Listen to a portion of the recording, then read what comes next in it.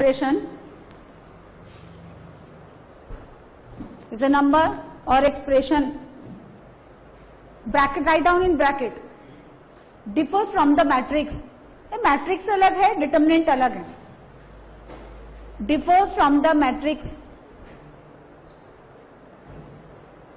So determinant of a square matrix is a number or expression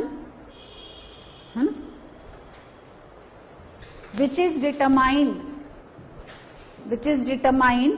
either expanding along its row or its column.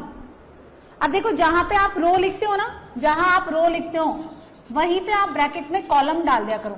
इसका मतलब क्या है कि जैसा काम मैं रो के लिए कर रही हूं वैसा ही ऑपरेशन आप किसके अलोंग कर सकते हैं, कॉलम के अलोंग भी. तो इतना लंबा लंबा नहीं लिखना पड़ेगा. So which is expanded either by the row और बाय द कॉलम. ठीक है. अब इसमें क्या है, आपको देखिए तीन तरह के डिटर्मिनेंट पढ़ने हैं. डिटर्मिनेंट जो है आप नोट डाल के अलग से भी लिख सकते हैं. Determinant always calculated for the square matrix only. Non square matrix जिसका m is not equal to n, उसके लिए आप लोग डिटर्मिनेंट नहीं निकाल सकते. स्क्वायर मैट्रिक्स के लिए ही डिटर्मिनेंट सॉल्व किया जाएगा. क्लियर है. अब आप लिखिए determinant of 1 by 1 order, determinant of A 1 by 1 order square matrix. 1 by 1 order ले लो तो 1 by 1 ऑर्डर अगर आपको लेना है, ये कोई मैट्रिक्स है तो डेफिनेटली उसमें कितने एलिमेंट्स होंगे, एक ही एलिमेंट्स होगा 1 by 1. तो इट्स अ डिटर्मिनेंट. ऐसे लिखते हैं, देखो determinant of A, this is not read as a mod of A, this is not mod of A. इसको पढ़ेंगे डिटर्मिनेंट ऑफ ए. इसको हम ऐसे भी लिखते हैं डिटर्मिनेंट ऑफ ए, और इसको कई बार ये लोग डेल्टा ऑफ ए भी लिखते हैं. So determinant of A simply in the case of 1 by 1 is the element of A11. ठीक है.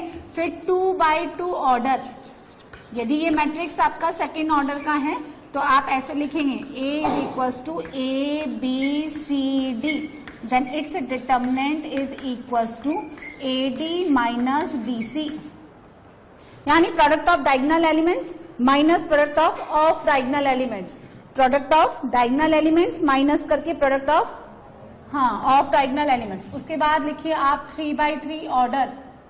तो 3 by 3 ऑर्डर का सबको आता है.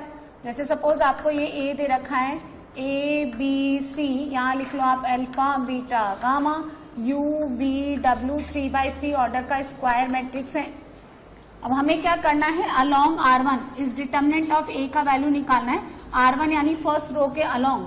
सो determinant of A is equal to, कैसे लिखेंगे सुनिए, A11 इसके अलोंग एक्सपेंड करेंगे हम लोग R1 के along.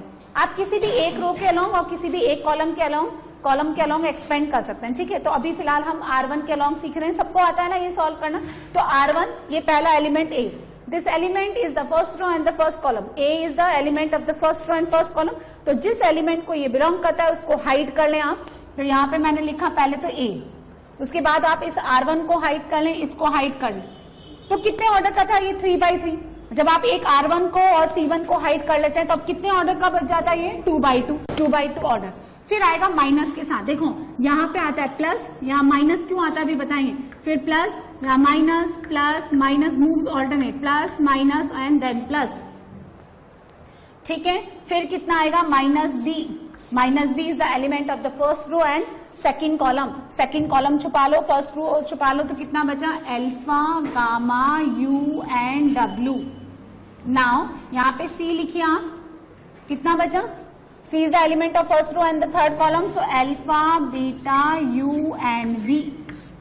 Now these are the 2 by 2 square matrix, है ना. इनके डिटर्मिनेंट की वैल्यू आप सॉल्व कर लो. तो ये कितना हो गया, determinant of A is equal to small A beta W minus B gamma.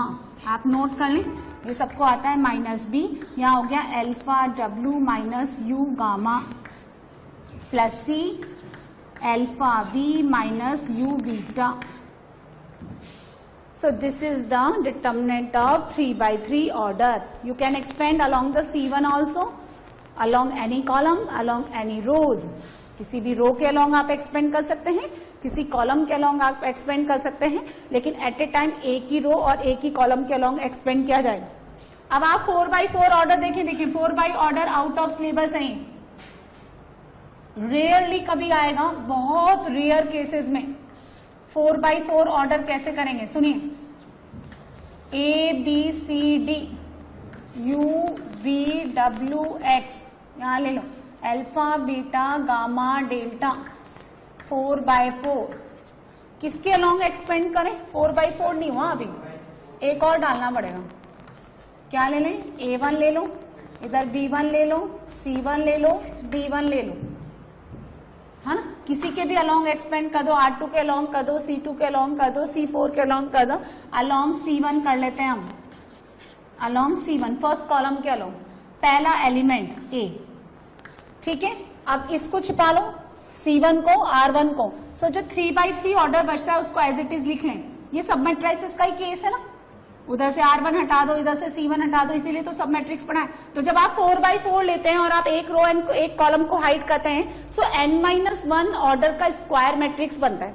जैसे आप 3x3 लेते हैं तो कितने ऑर्डर का बनेगा, n-1 यानी 3-1 2x2, एंड 4x4 का है तो 4-1 यानी 3x3, तो आप कितना बनेगा यहाँ पे V W X, उसी ऑर्डर में, एलिमेंट्स का सीक्वेंस चेंज नहीं करेंगे, जो जिसके नीचे है वो एज इट इज आप कॉपी कर लें, ठीक है। अब सुनो, अब मेरी इसको लेना है, प्लस के साथ लेना है या माइनस के साथ, तो वैसे आप ऐसे काउंट कर लो, plus minus plus minus plus, ठीक है, ऐसे क्लियर है। यहां पे कितना आ जाएगा, प्लस का U, अब आप C1 हाइड कर लें, उधर से R2 हाइड कर लें, ऐसे, तो फिर क्या बचेगा, BCD, ठीक है। फिर कितना बचेगा बोलो, beta gamma delta B1 C1 D1 plus, अब अल्फा प्लस का या माइनस का, प्लस कैसे, अच्छा ये कौन से नंबर का एलिमेंट है, A31, 3+1, ठीक है, ये कौन से नंबर का एलिमेंट था,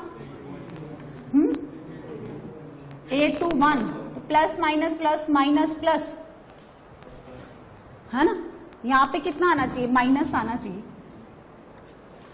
है ना, ये ऐसे आएगा, देखो कैसे आता है प्लस माइनस, मैं आपको बताती हूँ, ये कौन से नंबर का एलिमेंट है, 1 1, तो जब आप 1 and 1 ऐड करोगे तो कितना बनेगा, 2, तो 2 यानी इवन है तो प्लस आएगा, ये कौन से नंबर का, 2 1, सेकंड रो फर्स्ट कॉलम, तो 2 + 1 ऑड हो गया, माइनस आएगा, 3 1, 3 + 1 इवन हो गया, 4 तो प्लस आएगा, और ये कितना हो गया, A41, तो 4 + 1 तो नेगेटिव आएगा, तो यहाँ पे कितना हो गया, प्लस फिर माइनस, फिर आपने प्लस का अल्फा ले लेना है, फिर आपको माइनस का कितना ले लेना है, A1, और बाकी का जो 3x3 ऑर्डर का है वो लिख लेना है।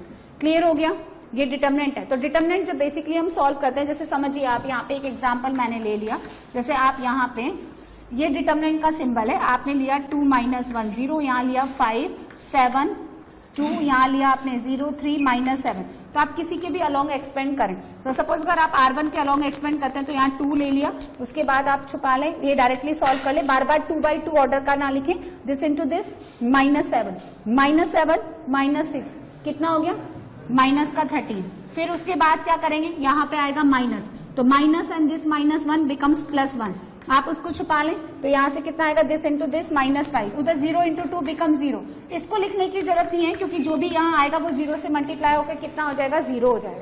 तो आप ये कैसे पता लगाते हैं कि प्लस आएगा या माइनस आएगा, ये ऐसे ध्यान रखिए, this is the element of A11, तो I + J, Aij होता है ना एलिमेंट, I + J अगर इवन होता है ना तो प्लस आता है, और if I + J is odd तो क्या आएगा, नेगेटिव आएगा, इतना ध्यान रखें। जैसे अभी अगर मुझे ये वाले एलिमेंट के साथ एक्सपेंड करना है, सो दिस इज A32, तो 3 + 2, तो 5 is odd number, so negative sign will becomes outside, right. इस तरह से काम करेंगे हम, एट ए टाइम एक रो या एक कॉलम के अलोंग एक्सपेंड करूंगा, ऐसे नहीं R1 के अलोंग कर दिया प्लस करके, R2 के अलोंग प्लस करके, R3 के अलोंग, 3 टाइम्स हो जाएगा, फिर note down.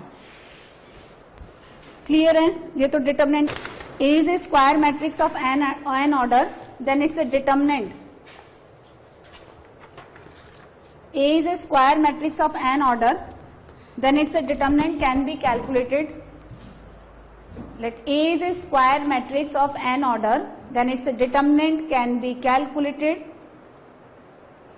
either by any one of the row and any one of the column, either by any one of the row, और ब्रैकेट में लिख लो column, either by any one of the row and column,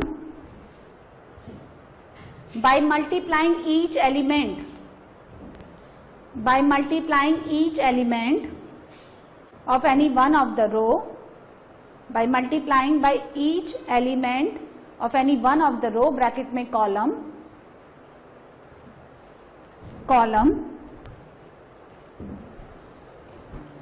ठीक, by multiplying each element of any one of the row, bracket में लिख लें column, with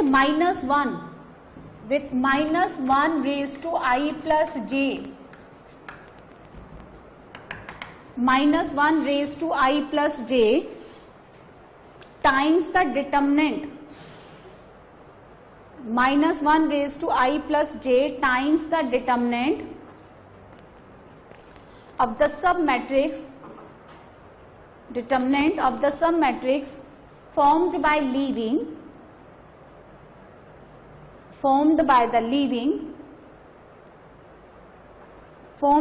leaving the row and column passing through the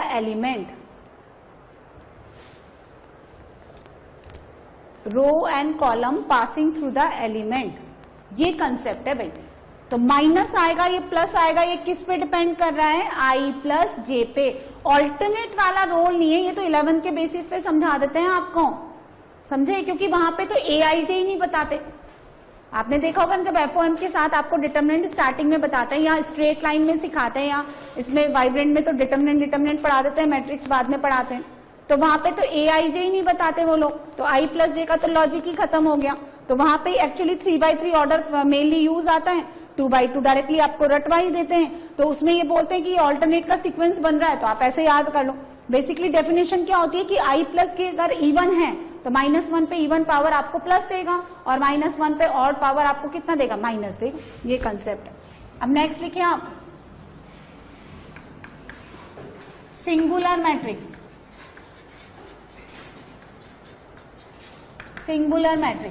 तो मैंने ये मान लिया कि let A I J n by N order का एक स्क्वायर मैट्रिक्स है। Then its determinant, if its determinants become 0, then it is called the singular matrix, and if its determinant not equal to 0, then it is called the non-singular matrix.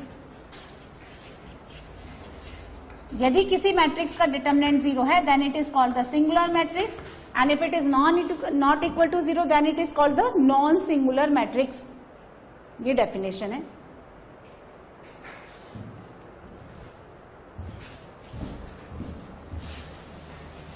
Minus and cofactors,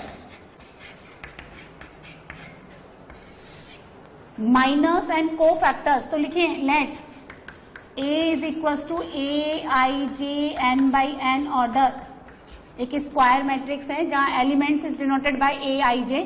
minus जो है इसको denote करते हैं हम लोग M I J से। M I J is the minor of ith, इसको हम क्या बोलेंगे? This is the minor of ith row.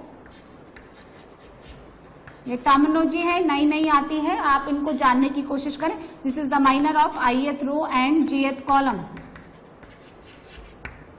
And cofactor is denoted by, this is the cofactor is denoted by capital letter of C I J, and C I J is the cofactors of again ith row and jth column.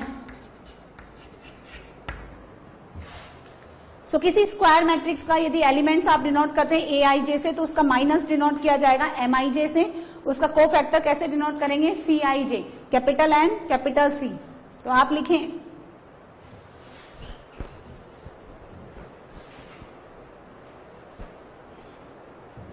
Minor M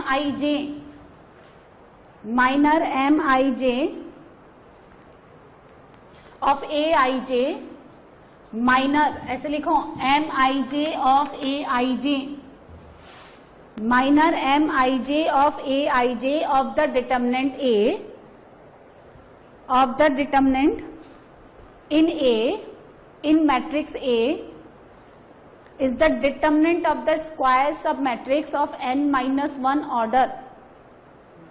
अरे इतना धीरे तो मैं बोल रही हूँ। Minor M I J of the element A I J in the matrix A is the determinant of the square submatrix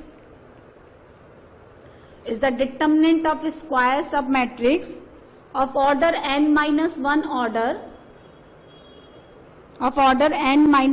order obtained by leaving ith row and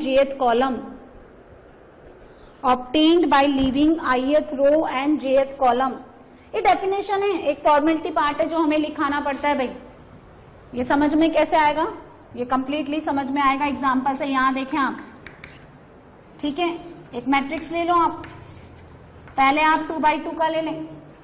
यहां लिखा मैंने 2, यहां लिखा -1, यहां लिखा मैंने 7, यहां लिखा मैंने 10. स्क्वायर सब मैट्रिक्स में निकाला जाता है. This is A11, A12, A21, A22. ये तो बताने की जरूरत नहीं है. मुझे M11 निकालना है. देखिए यहां समझिए, M11 is the minor of, बोलो, is the minor of element A11. A11 का इज 2. तो मैंने क्या बोला कि जिस भी एलिमेंट का आपको माइनर निकालना है वो एलिमेंट जिस रो एंड कॉलम को बिलोंग करता है. किस रो को बिलोंग करता है? First row, first column. उसको लीव कर दो. जब 2x2 ऑर्डर का है तो n-1 ऑर्डर का स्क्वायर सब मैट्रिक्स कितने ऑर्डर का बनेगा? 1x1. तो 1x1 में कितने एलिमेंट आते हैं? सिर्फ एक. और वही क्या रिप्रेजेंट करता है? उसकी डिटर्मिनेंट की वैल्यू. आप देख लो, मैंने आपको लिखा है 1x1 में. 1x1 में मैंने सिंगल एलिमेंट लिया था A11 और वही डिटर्मिनेंट ऑफ A के इक्वल हो गया.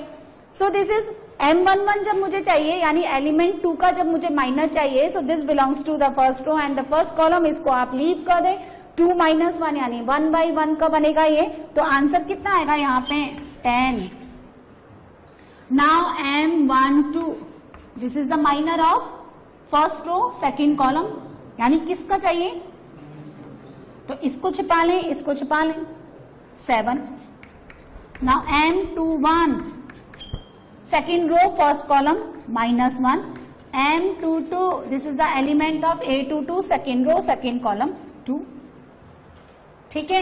And Cij is equals to -1 raised to I plus j into Mij. ये Cij की डेफिनेशन होती है भाई. तो दिस इज इक्वल्स टू, अगर आपके पास ये डायरेक्टली इक्वल हो जाएगा कौन? Cij will be equals to Mij. कब हो जाएगा? When I plus j belongs to even number. And this will be equals to minus of Mij.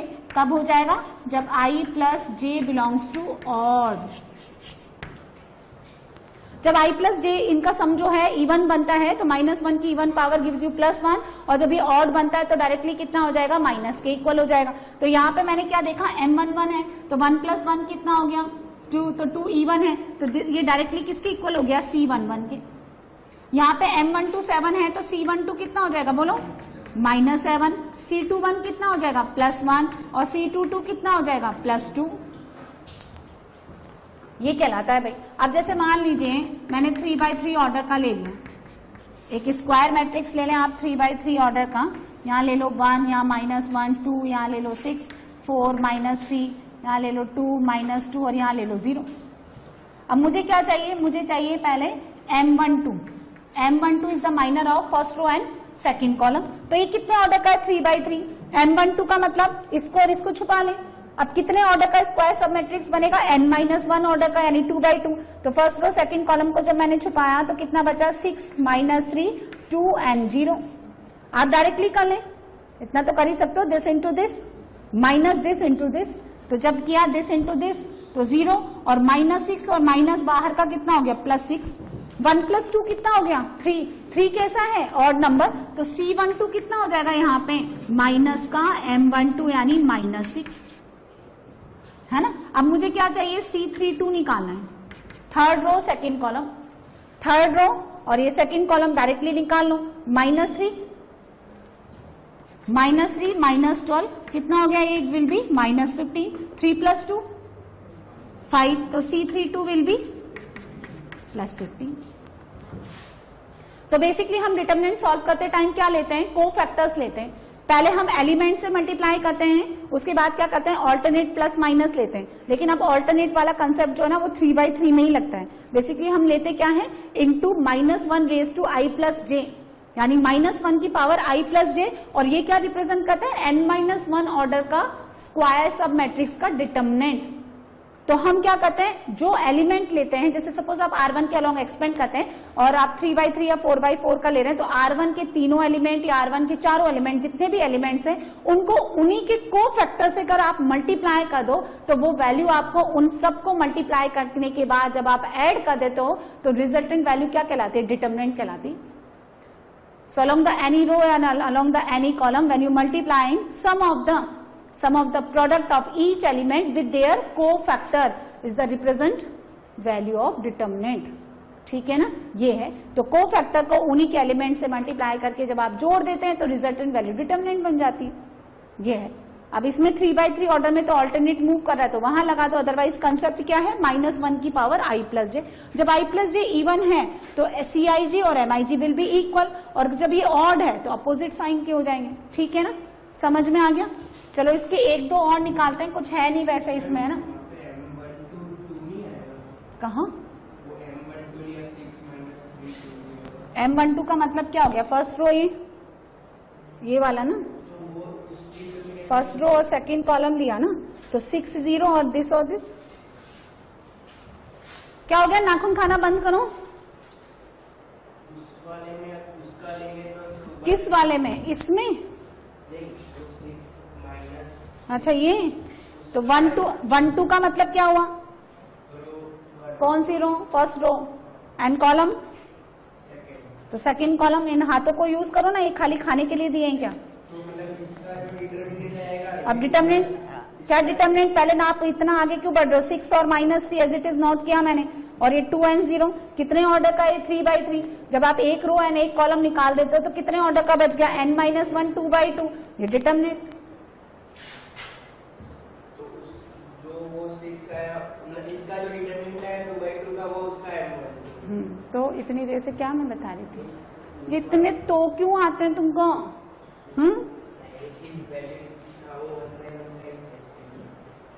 बराबर। गुजराती में कहते हैं बराबर, लेकिन वो लोग ज्यादा अच्छे से बोलते हैं, मेरे को तो नहीं निकलता। हाँ, और कौन है गुजराती, ढोकला फाफड़ा, अच्छा, अरे बहुत सारे। तो तुमने मेरे को ढोकला वोकला तो नहीं खिलाया, तो कल ले आना तुम। और तुम फाफड़ा खाखरा और ये सारी, वो करीना कपूर कहती है ना, मिसाई।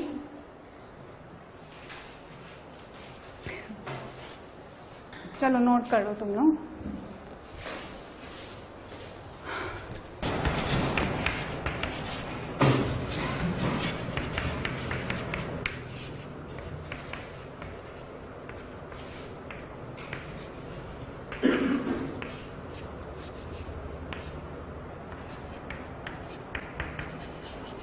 इसका आंसर मुझे वही बच्चा बताया जिससे मैं पूछूंगी, है ना।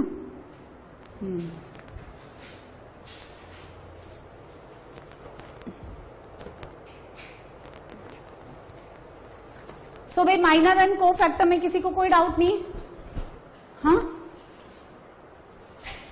कोई प्रॉब्लम नहीं, क्लियर हो गया। जल्दी से क्वेश्चन सॉल्व करके बता दो। नवीश, तुम्हारा बुखार ठीक है और दिमाग,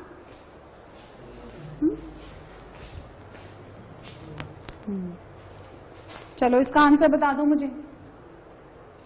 3x3 ऑर्डर का ये, 4x4 ऑर्डर का तो देखो आता नहीं है, एक्सट्रीमली रेयर। मान लो किसी को MT OT का पेपर बनाना है और उन्होंने ठान रखी है कि 10-20% से ज्यादा बच्चे क्वेश्चन अटेम्प्ट नहीं करें, तो फिर वो डालते हैं, फिर उनमें से बहुत सारे क्वेश्चन आउट ऑफ सिलेबस डाले जाते हैं, है?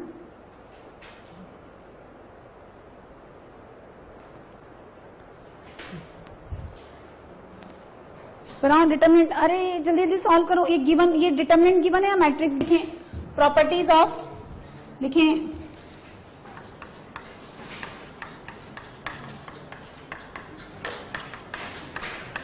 Properties of determinants. Square matrix के लिए निकाला जाता है ये। फर्स्ट प्रॉपर्टी लिखिए कि आपने n/n ऑर्डर का एक स्क्वायर मैट्रिक्स ले लिया, Aij n/n, n/n ऑर्डर का आपने स्क्वायर मैट्रिक्स लिखे, तो लिखो then value of the determinant, then the value of the determinant of the given matrix, then the value of the determinant of the given matrix is the sum of the product, is the sum of product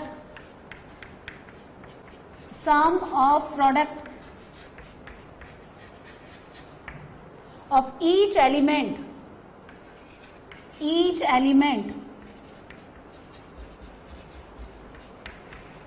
of any one of the row,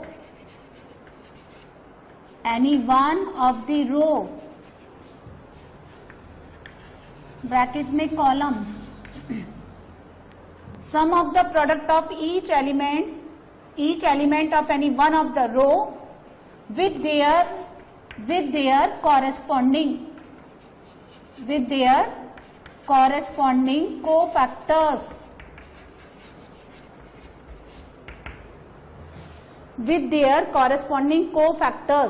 ठीक है, एक line छोड़ के लिखें, if each of the element, the sum of, ऐसे लिखे, the sum of each of the element of any one of the row, bracket में column, आप अपने आप से लिख लिया करें, sum of each of the element of any one of the row with corresponding cofactors of any other row, bracket में column, will be always equal to 0. On शुद्ध से वो ऑन करना, will be always equal to 0.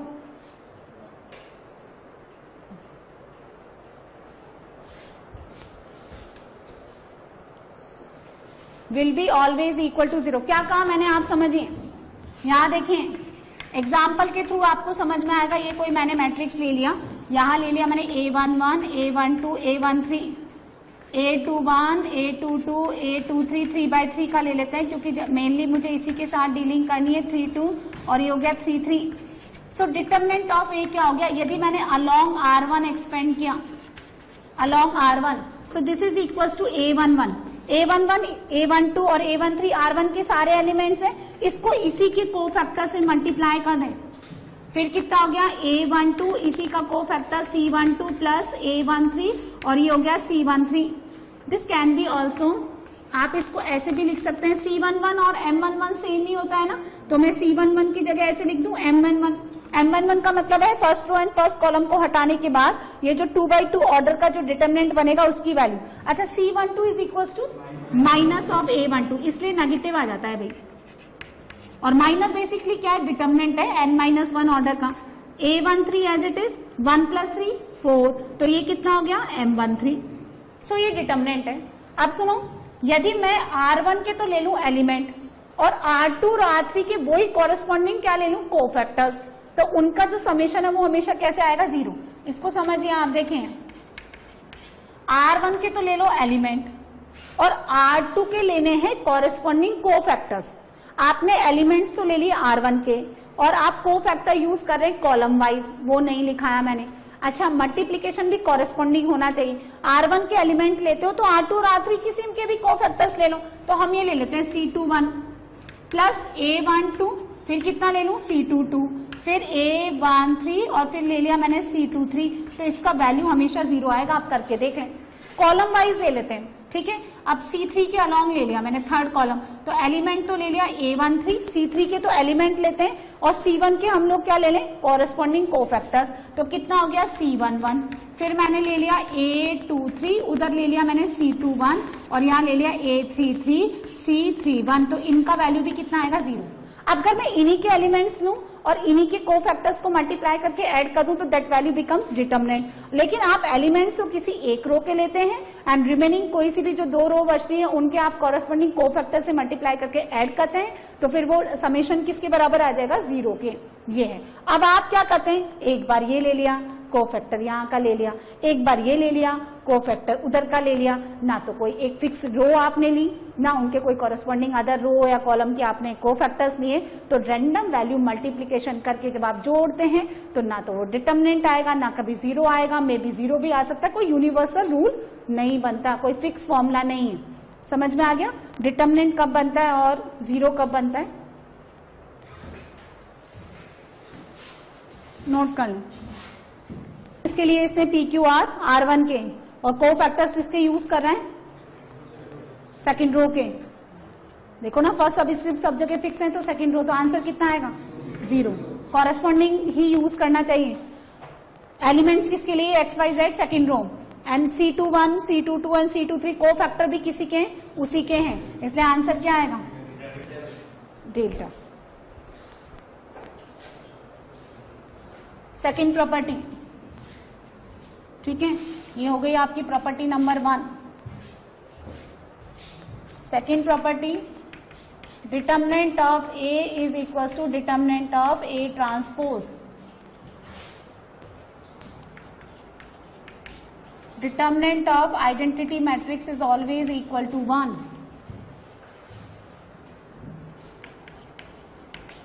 Determinant of A into B can be written as determinant of A into determinant of B। And सुनो commutative law लगता है इसमें, determinant of B into determinant of A, क्योंकि ये matrices नहीं है, this is the multiplication of the two numbers. Determinant of B कोई matrix नहीं है, ये एक एक्सप्रेशन और एक नंबर है, ये भी एक नंबर है, एंड 2 नंबर जैसे ये 2 है और ये 3 है, so 2 into 3 can be written as 3 into 2। So determinant of A into determinant of B can be applied commutatively, determinant of B into determinant of A। और ऐसा ही अगर हम बहुत सारे मैट्रिसेस के लिए कहते हैं A, B, C, D and so on, तो आप इसको लिख सकते हैं determinant of A, determinant of B, determinant of C। कैसे ही आप किसी का सीक्वेंस चेंज करो।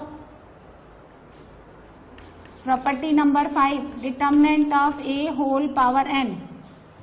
आप पहले पावर लेकर के डिटर्मिनेंट ले लो या डिटर्मिनेंट लेकर के पावर ले लो, एक ही बात है। यानी अगर आपको कोई मैट्रिक्स दे रखा है उसका स्क्वायर का डिटर्मिनेंट निकालना है तो पहले आप डिटर्मिनेंट निकाल लो, बाद में स्क्वायर कर लो, क्योंकि नंबर का स्क्वायर करना ज्यादा आसान है ना। यदि सपोज किसी मैट्रिक्स का डिटर्मिनेंट का वैल्यू 5 आता है तो 5 का स्क्वायर करना ज्यादा आसान है या मैट्रिक्स का स्क्वायर करना ज्यादा आसान है, ऑब्वियस है ना। तो ये प्रॉपर्टीज है ना आपकी कैलकुलेशन को इजी बनाती हैं। A क्यूब का आपने डिटर्मिनेंट लिया या डिटर्मिनेंट लेकर के आप क्यूब ले लें, दीज टू आर इक्वल, है ना। और ऐसे ही अगर आपके पास सुनो ऐसे लिखा है A B A इनवर्स, यहाँ देखें A की पावर -1 यानी A इनवर्स पढ़ते हैं यहाँ, तो हम लोग प्रॉपर्टी से खोलेंगे determinant of A, determinant of B, determinant of A inverse. ये भी तो पावर ही है, डिटर्मिनेंट की पावर -1 ऊपर चली जाएगी, तो determinant of A, determinant of B, determinant of A की पावर -1। नाउ अब ये मैट्रिक्स है या कोई नंबर बन गया, नंबर बन गया। जैसे नंबर बन गया 2 की पावर -1, सो 2 की पावर -1 को मैं 1/2 लिख सकती हूँ ना, तो it becomes determinant of A, determinant of B, और ये हो गया 1 डिटर्मिनेंट ऑफ A कट गया, so is equal to determinant of B। Clear है। अब सुनो इसी में देखो आप, यदि आपको determinant of A into B equal to 0 given है तो ये जरूरी नहीं है कि A नल मैट्रिक्स बनेगा, ये भी जरूरी नहीं है कि B नल मैट्रिक्स बनेगा। ये ऐसा हो सकता है कि A और B दोनों नल मैट्रिक्स नहीं है लेकिन उनका मल्टीप्लीकेशन नल मैट्रिक्स हो सकता है। A और B दोनों नहीं है, फिर भी उनका मल्टीप्लीकेशन नल मैट्रिक्स हो सकता है। आप समझें, है ना। जैसे आप ले लें ऐसे 0 0 0 2 और यहां ले लें 0 0 2 0, नल है क्या ये?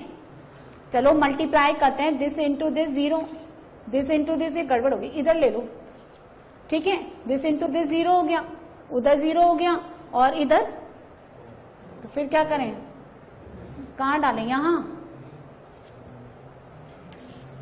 अब करके देखो, अब ठीक है ना। तो दोनों नल नहीं है, लेकिन मल्टीप्लीकेशन नल आ गया।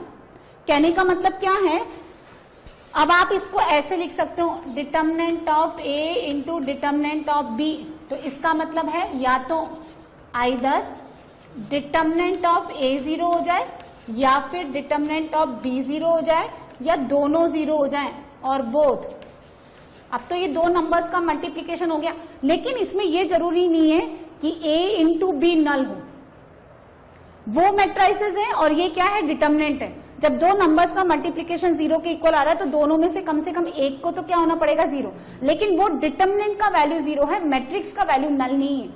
मैट्रिक्स नल टाइप नहीं है, डिटर्मिनेंट का वैल्यू 0 है। यानी एटलीस्ट, इसका मतलब है at least one of the matrix क्या शुड बी, बोलो, शुड बी सिंगुलर। किसी एक मैट्रिक्स को तो सिंगुलर होना ही पड़ेगा। सिंगुलर का मतलब जिसका डिटर्मिनेंट का वैल्यू कितना आता हो, 0। एक ना एक को तो होना पड़ेगा क्योंकि वो नंबर हो गया। ऐसे इधर का आप नोट कर लें।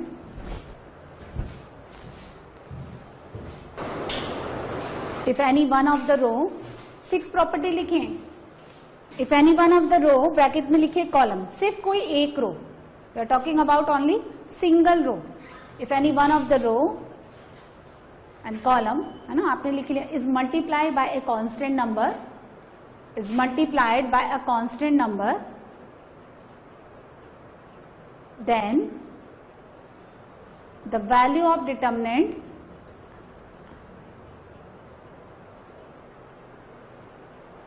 is multiplied by a constant number, k लिख लो, let k, उस कांस्टेंट को k नाम दे दो, then value of determinant becomes k times। यदि आपने किसी भी डिटर्मिनेंट की एक रो एंड एक कॉलम को मल्टीप्लाई कर दिया, एक रो एंड एक कॉलम को मल्टीप्लाई का मतलब है उसके सारे एलिमेंट मल्टीप्लाई कर दिए, तो डिटर्मिनेंट भी उतने ही टाइम्स हो जाएगा, है ना। छोटा सा एग्जांपल ले लो आप, ये मैट्रिक्स है 2 3 -1 and 4। इसका डिटर्मिनेंट ऑफ ए कितना हो गया, 8 + 3 11। अब आप क्या करते हैं, सुनिए, इसकी R1 को मल्टीप्लाई कर देते हैं सिर्फ, है ना। R1 को किससे मल्टीप्लाई कर देते हैं हम लोग, 2R1 से। R1 को 2 से मल्टीप्लाई कर दो तो कितना हो जाएगा, 4, यहाँ पे हो गया 6 -1 and 4। सिर्फ R1 को क्या है, मैंने एक ही रो को, तो डिटर्मिनेंट ऑफ ए अब कितना हो जाएगा, या एक नया डिटर्मिनेंट मान लो, इसको नया मैट्रिक्स मान लो, तो बी डिटर्मिनेंट कितना हो गया, 16 + 6 कितना हो गया, ये डबल हो गया। सिर्फ एक रो के सब एलिमेंट्स या एक कॉलम के सब एलिमेंट्स को मल्टीप्लाई करने पर उतने ही टाइम्स डिटर्मिनेंट की वैल्यू हो जाती है। समझ गए आप? अच्छा, अब अगर ये तो एक प्रॉपर्टी हो गई, अब 7th प्रॉपर्टी समझिए। यदि आपके पास कोई मैट्रिक्स है n/n ऑर्डर का, n/n ऑर्डर का मैट्रिक्स है, ठीक है। अच्छा ना, मैट्रिक्स मल्टीप्लीकेशन में ऐसा नहीं होता। Matrix multiplication by the scalar number k, किसी भी कांस्टेंट से मल्टीप्लाई करने का क्या मतलब होता है, उसका हर एक एलिमेंट उससे मल्टीप्लाई होना चाहिए, नहीं होना चाहिए। मैंने क्या कर रही हूं अभी, मैं सिर्फ डिटर्मिनेंट के केस में किसी एक रो या एक कॉलम को किसी स्केलर क्वांटिटी से मल्टीप्लाई कर रहे हैं, ठीक है ना। अब हम क्या कर रहे हैं, n/n ऑर्डर का ले लिया मैंने। यदि किसी एक रो को मैंने k से मल्टीप्लाई किया तो डिटर्मिनेंट k टाइम्स हो जाएगा। यदि 2 रो से किया तो कितना हो जाएगा, k²। कितनी रोज है इसमें, n रोज है ना, हाँ। तीसरी रो को भी कर दिया, यानी 3 रोज को कर दिया k से मल्टीप्लाई, तो k3, है ना। अच्छा, मैट्रिक्स क्या कहता है, यदि मैंने ऐसे किया, A मैट्रिक्स है ना, A डिटर्मिनेंट थोड़ा है, तो यदि मैंने इसको k से मल्टीप्लाई कर दिया तो इसका मतलब हर रो k से मल्टीप्लाई हो गई, सारी की सारी रो k से मल्टीप्लाई हो गई, k times of Aij n/n।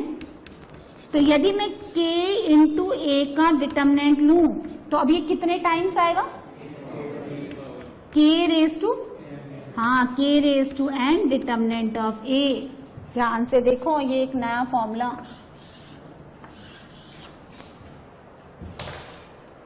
सो अगर आप एक ही रो को मल्टीप्लाई करते हो तो एक बार k से मल्टीप्लाई हो जाएगा. If you multiplying 2 rows 3 rows तो उतनी पावर चढ़ जाएगी. So in the case of n by n square matrix the value if you multiplying this matrix by the k then determinant of A will be multiplied by k raised to n.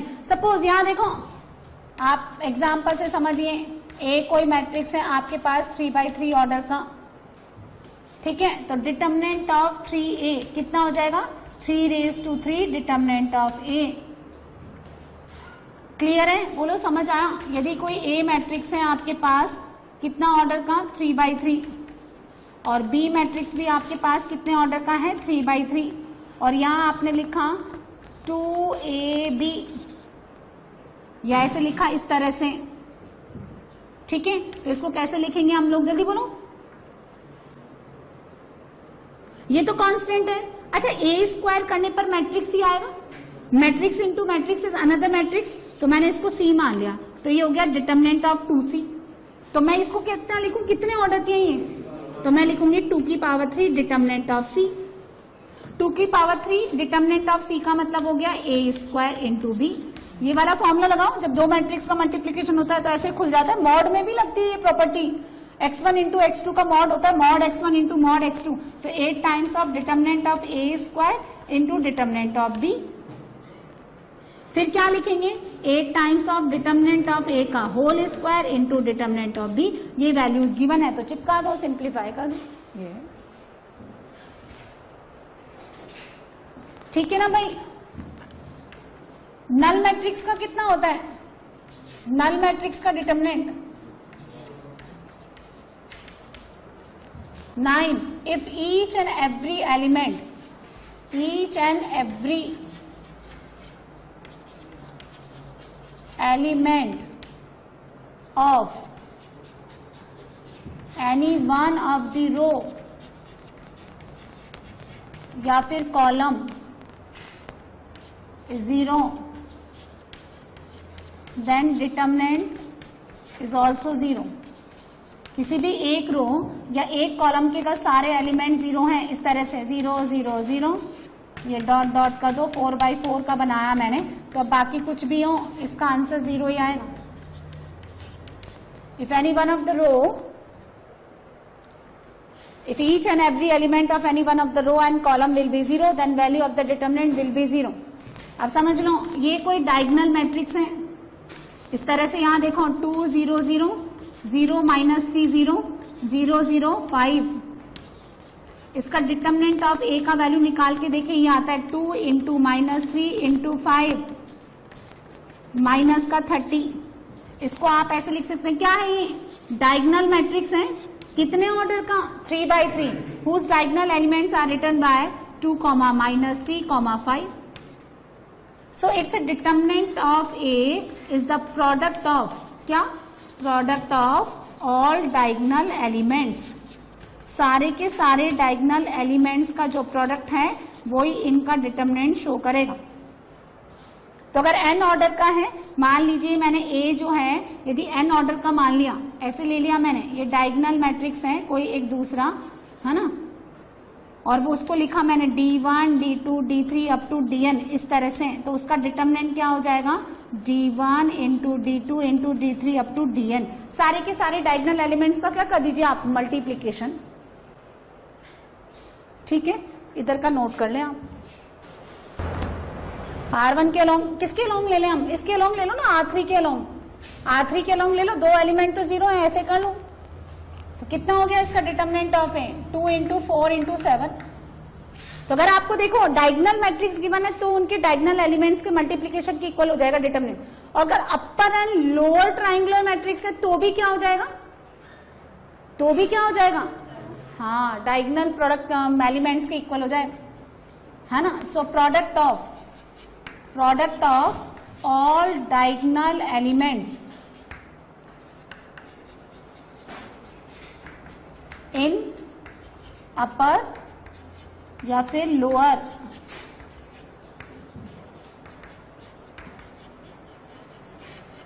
Triangular matrix, उसमें भी यही concept लगता है.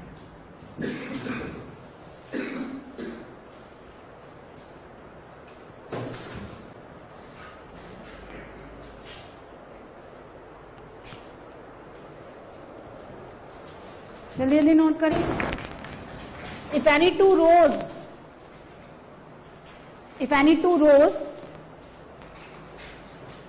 To rows bracket में लिखिए columns. If any two rows यानी R1 या R2 या फिर C1 या C2. If any two rows are interchange, column लिख लो ब्रैकेट में, यानी same applicable for the column also. If any two rows are interchange then its value of determinant changes by negative sign only. Then value of determinant changes by negative sign only. पहले अगर उसका answer 2 आ रहा है तो अब कितना आएगा? -2.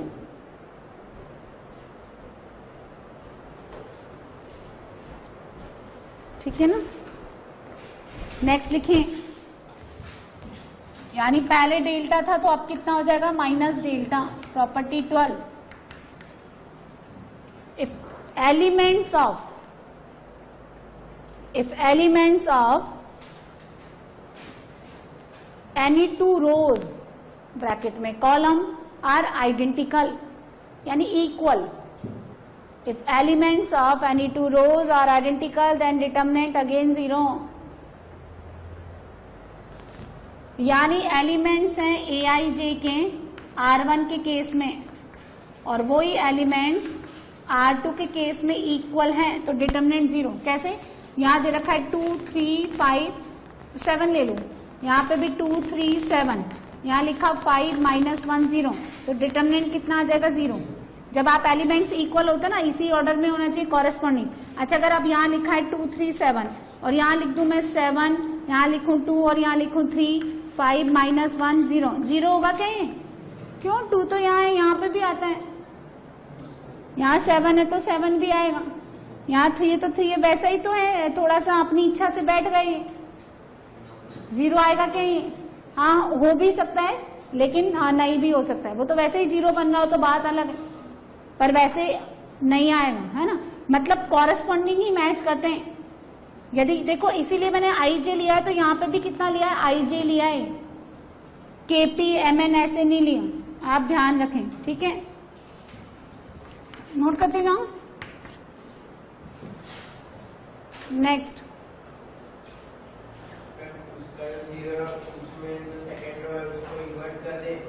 किसका माइनस लगता है तो भी 0 ही रहेगा.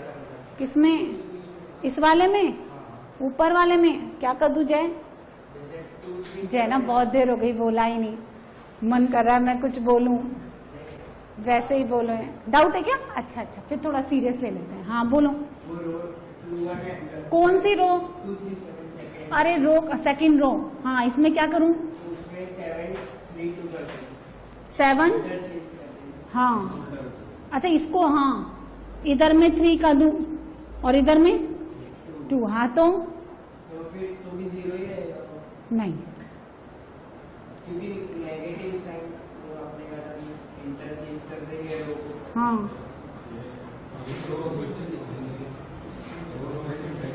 मारूंगी नहीं. यहाँ लिखा है 2 3 5, यहाँ फलाना टीम का, और यहाँ लिखा है XYZ. तो इनको इंटरचेंज करना है. अब इंटरचेंज कैसे करना है? यहाँ लिखा है XYZ, यहाँ लिख दूं 2 3 5 और ये फलाना टीम का एज इट इज. ये होता है इंटरचेंज करना. हाँ भाई ठीक है ना भाई, जय को समझ में आ गया. आई होप सबको समझ में आ गया होगा. चलो नोट कर लो. प्रॉपर्टी 13 इधर का नोट कर लो. देखो एक मैट्रिक्स लिखा मैंने इस तरह से, A + X B + Y. Determinant ही ले लो इसको, फिर मुझे दोबारा लिखना पड़ेगा. B + Y C + Z. और यहाँ पे वही फलाना फलाना, हाँ डिम का डिम. ठीक है. This determinant can be split into 2 determinants. यहाँ तो एज इट इज चिपका दो, इधर भी हमें कुछ नहीं करना. और यहां डाल दो A B C, इधर डाल दो X Y Z।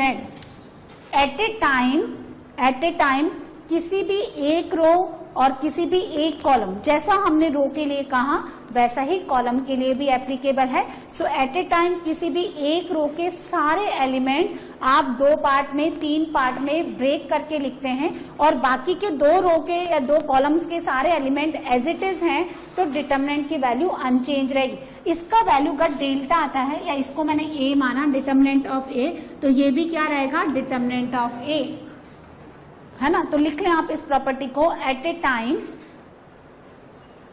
Time each and every element of any one of the row, bracket में column, every element of any one of the row can be break down into 2 determinants, can be break down into 2 determinants or 3 determinants, and 2 लिख लो बस, बहुत है, क्या करें। 2 determinants keeping elements of other rows as it is।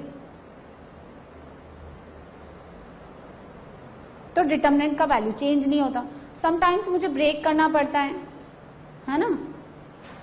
ये सब हम properties क्यों पढ़ रहे हैं, क्वेश्चन को सिंप्लीफाई करने के लिए, क्वेश्चन को इजी बनाने के लिए। अब जब भी बच्चे को डिटरमिनेंट का क्वेश्चन देते हैं ना, चालू हो जाता है, एक्सपेंड कर रहा है R1 के अलाउंग, एक्सपेंड कर रहे हैं भाई साहब C2 के अलाउंग, प्रॉपर्टी तो याद ही नहीं है क्या लगाएं। सो प्रॉपर्टीज यूज करके लगाना है। एंड द लास्ट वन, और भी कोई प्रॉपर्टीज है क्या, वो कौन सी प्रॉपर्टी है, वो उसको उससे मल्टीप्लाई करके दूसरे में ऐड कर देते हैं, सबट्रैक्ट कर देते हैं, कौन सी प्रॉपर्टी है वो,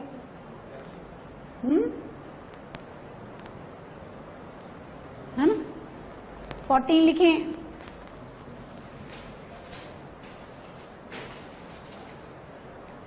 अब सुनो मेरी बात सुनो, जैसे आपको ना, आप समझना, इस चीज को समझिए, लास्ट के 2-3 प्रॉपर्टी है ये।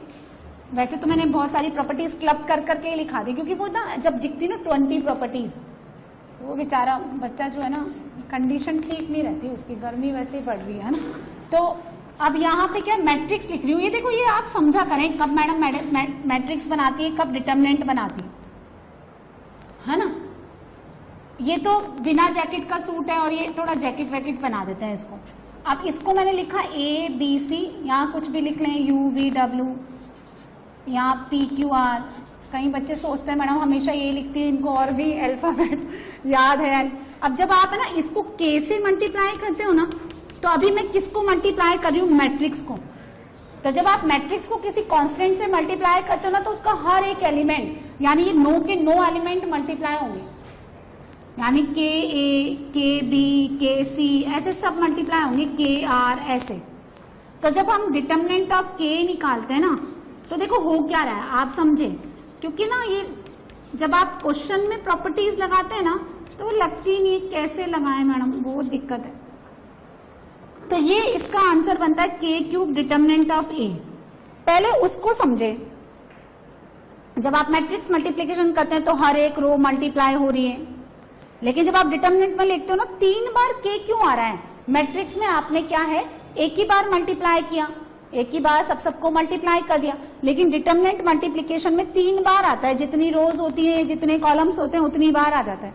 इसका मतलब मैट्रिक्स के केस में तो हर एक एलिमेंट मल्टीप्लाई होगा, और डिटरमिनेंट के केस में या तो कोई एक रो मल्टीप्लाई होगी या एक कॉलम। ऐसे जैसे ऐसे समझिए, यहां पे लिखा है 2, यहां लिखा है 6, यहां लिखा है 8, ठीक है, यहां लिखा है 5। अच्छा, ये मैट्रिक्स बनाया या डिटरमिनेंट बनाया?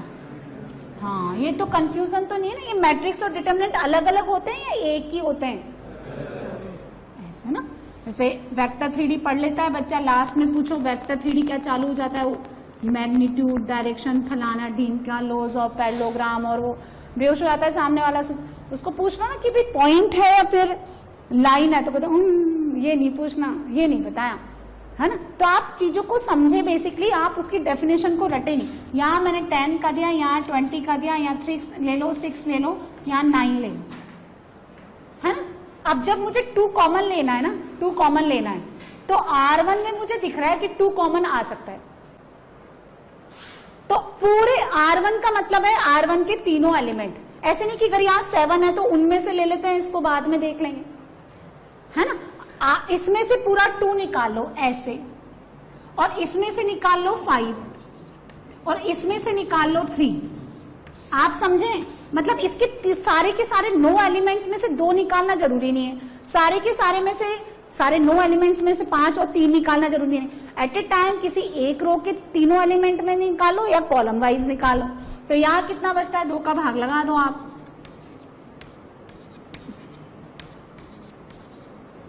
और भी कहीं से कॉमन आता है क्या? इधर से 4 ले लूं क्या मैं C3 में से?